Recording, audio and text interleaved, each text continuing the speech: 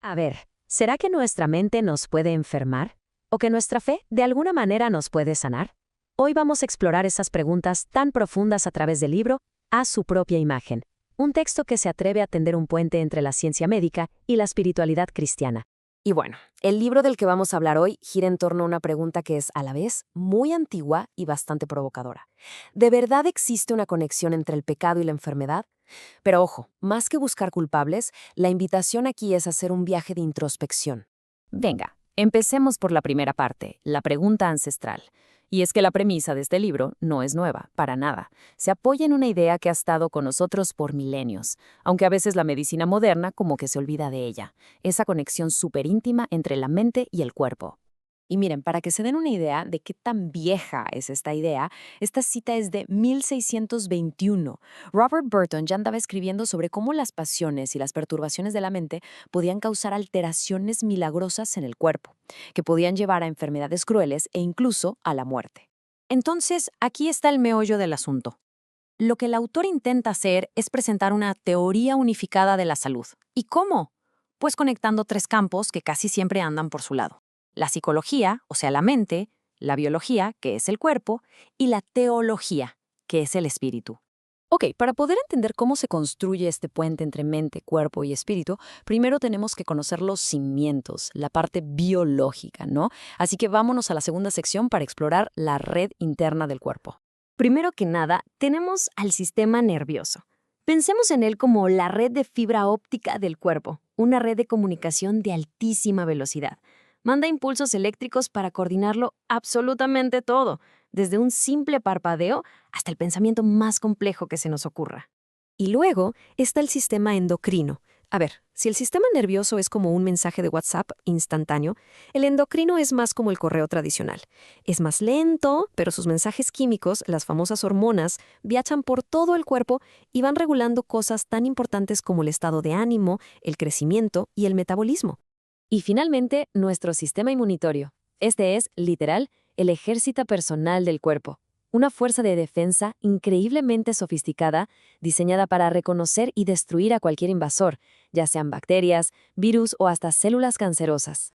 Y aquí es donde la cosa se pone súper interesante, porque vemos cómo todo se conecta. Fíjense, todo empieza en la mente, con algo que percibimos como un estresor. En ese momento, el cerebro arranca una cascada de señales, una especie de cadena de mando que termina con una respuesta física, con hormonas recorriendo todo nuestro cuerpo. Y justo eso nos lleva de la mano al mecanismo central que propone el libro. Pasemos a la tercera sección para echarle un ojo a el disparador de la respuesta al estrés. Ok, aquí es donde la perspectiva del libro da un giro muy particular. Para la medicina, el estrés es cualquier cosa que nos saca de equilibrio y active esa respuesta de lucha o huida. Pero, según la visión del autor, esa mismita respuesta fisiológica es el equivalente a emociones como la falta de perdón, la ira o el miedo, emociones que el texto interpreta como pecados. Para explicar esto, el texto se apoya en una teoría del estrés muy conocida. Nos muestra cómo el estrés crónico, el que no se va, agota el cuerpo en tres fases.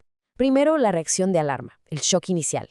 Después, la etapa de resistencia, donde el cuerpo está a marchas forzadas tratando de adaptarse. Y finalmente, la etapa de agotamiento, cuando las defensas se vienen abajo y somos mucho más vulnerables a las enfermedades.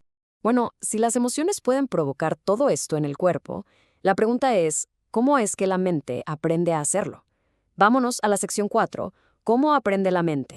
Pues, según lo que estamos analizando, la respuesta está en algo llamado condicionamiento clásico. Seguro han oído hablar de los perros de Pablo, ¿no? Que salivaban al oír una campana porque asociaban ese sonido con la comida. Bueno, pues es ese mismo proceso. El cerebro conecta un estímulo, que puede ser cualquier cosa, con una respuesta que se vuelve automática, involuntaria. Y aquí viene lo fuerte. La propuesta del libro es que nuestro sistema inmunitario también se puede condicionar, que los pensamientos negativos que tenemos asociados a un trauma del pasado, por ejemplo, pueden convertirse en esos disparadores que poco a poco van debilitando nuestras defensas. Para que veamos el poder que tiene la mente, el libro nos recuerda el famoso efecto placebo. Fíjense en este dato de un estudio de Harvard, es impresionante. Entre el 30 y el 40% de los pacientes sintieron alivio para sus males tomando una simple pastilla de azúcar, una sustancia sin ningún efecto real. Pero esperen, que este otro ejemplo del texto es todavía más increíble. En un estudio a un grupo de pacientes con dolor de corazón, se les hizo una cirugía falsa, o sea, solo creyeron que los habían operado. El resultado, una tasa de mejoría del 80%, el doble que los que sí recibieron la cirugía de verdad. Es que el poder de la creencia es asombroso. Bueno, con toda esta base que ya vimos, ahora sí, vamos a cruzar ese puente del que hablábamos para llegar al corazón del libro. Sección 5. Un diagnóstico espiritual.